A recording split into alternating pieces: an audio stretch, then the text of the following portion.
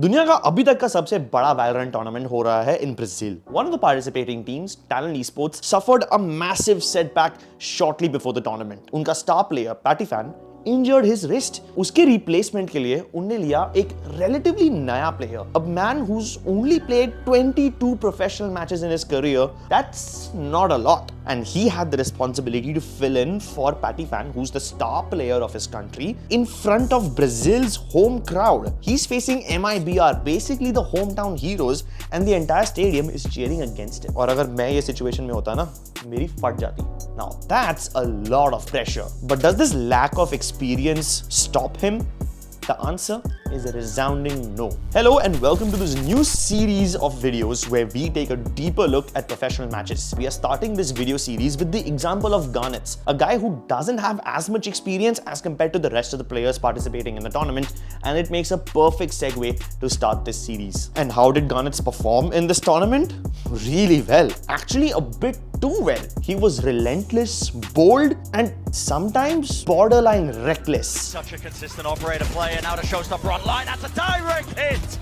GarnetS just ripping a pathway right into the site. And his gameplay impressed us because he was diving fearlessly into enemy territory and clearing a path for his team. Na dar, na fikar. What a performance from GarnetS. GarnetS busting his way through Garage. When have we ever seen a rookie performance like this? This guy, such little experience. I mean, we saw the stat, the 22nd game of Valorant. Obviously, this form of relentless aggression is backed up by his teammates. Now, in almost every professional game, you'll see the duelists diving on the back of this breach utility. That's normal. But what's not normal is your determination to continue pushing and pushing despite enemy counter utility being thrown at you. वो कंकस हो गया, flash हो गया, लेकिन वो फिर भी kills ले पा रहा है. If normal players like you and I, अगर हम लोग ये चीजें replicate करने की कोशिश करेंगे, हम लोग नहीं कर पाएंगे. आराम से मारे जाएंगे. So how does he do it so easily? It's simple. He's cracked. Now, there's several reasons why this works. पहले तो MIBR failed to recognize कि Garnet हमेशा underpass में जा रहा है. A bit too often. He's able to do this in round 3, does it again in round 7, and several other times more. The fact that he's able to do this once is impressive, but the fact that he can do it again and again consistently shows that MIBR is not ready for this. Another reason why MIBR fail in this particular game is that they are trying to also play really fast, while Talon is doing the exact same thing. Fighting fire with fire is always a gamble. Just look at how chaotic some of these rounds become. Even when MIBR are winning rounds in this chaotic fashion, उनके सिर्फ एक या दो member जिंदा रहते हैं, and that means कि उनकी economy healthy कभी नहीं हो पाएगी. What MIBR could have done instead is use Talon's aggression to gather info. When you see a Neon's relay bolt, a Brimstone sky smoke, and a KO flash all thrown out of B main, it's quite easy to figure out that there's 3 Talon members on B, which could prompt you to take control of other areas of the map. And in the rounds that MIBR did this, they found some success. Let's take a look at round 6. Over here, Talon quickly take control of B main with force and aggression. How do MIBR respond to it? वो गए A main की तरफ. Quickly अंदर जाते हैं, they find the site without too much resistance and get the plant.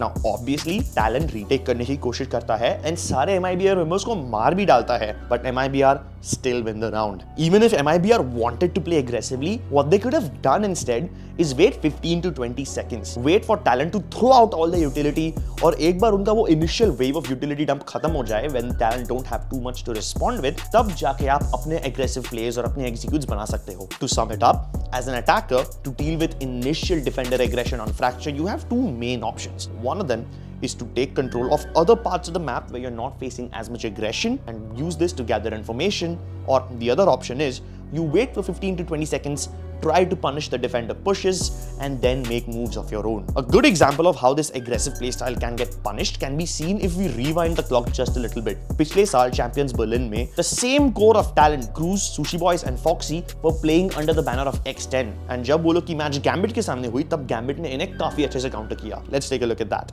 X10 plays super aggressively towards B main once again, this time with all their breach utility, Astra's smoke, and Patiphan pushes. Gambit hold just at the mouth of attacker spawn behind X10's smoke. Once again in round 9, X10 decide to crunch bridge by pushing out of arcade and dish at the same time. Nats sees multiple players approaching him. He also sees certain death coming towards him. Knowing that he's going to die, he just tries to kill as many players as he can before he settles in the dust, but he relays the information to his team, who waste no time in taking A main and sand control. They've already infiltrated the A site, and thus Gambit is able to punish X10's aggression. Now, coming back to VCT LOCK in Brazil, Talon के aggression ने उनको पहला game तो जिता दिया, and we congratulate them for it. But this playstyle can be countered. So सबसे बड़ा सवाल अभी भी यही है, is this aggression sustainable? The reason why we picked this particular game to start off this video series is to show you that by simply replicating what you see in professional matches, you will not be able to find success, because what they do